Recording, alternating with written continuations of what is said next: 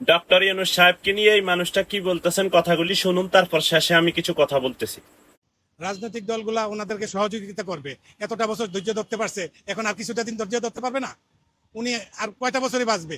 উনি যা করতেছে আমাদের জন্য, হ্যাঁ, জনগণের জন্য। আমরা তো চোখে দেখি না ওনার কোনো স্বার্থ আছে। ওনার যা কিছু আছে তাও তো সবকিছু দিয়ে দিছে জনগণের উদ্দেশ্যে। হ্যাঁ ভাই, ওনার সাথে আমিও আপনাদেরকে বলতেছি, আমাদের সকলের একটু ধৈর্য ধরা প্রয়োজন। কারণ উনি যদি ক্ষমতায় থাকে আমাদের দেশ এগিয়ে যাবে, আমাদের দেশ ভালো থাকবে। দেশ ভালো থাকলে আমরা ভালো থাকবো, আপনি ভালো থাকবেন, আপনার পরিবার ভালো থাকবো, আমরা সকলেই ভালো থাকবো। আজকে দেখুন আমাদের বাংলাদেশিদের বাইরের দেশে কোনো দাম নাই, কোনো সম্মান নাই। ডক্টর ইউনূস স্যার যদি আমাদের দেশের দায়িত্বে, দেশের ক্ষমতায় যদি থাকে, দেখবেন আগামীতে আমাদের দেশের মানুষকে, আমাদের দেশকে কিভাবে বাইরের দেশের মানুষ সম্মান করে। অতএব নির্বাচন না করে ওনাকে একটু সময় দেন, নির্বাচন হবেই, এটা নিয়ে কোনো দ্বিধামত কারোই নেই। সকলের একটু ধৈর্য ধরা প্রয়োজন।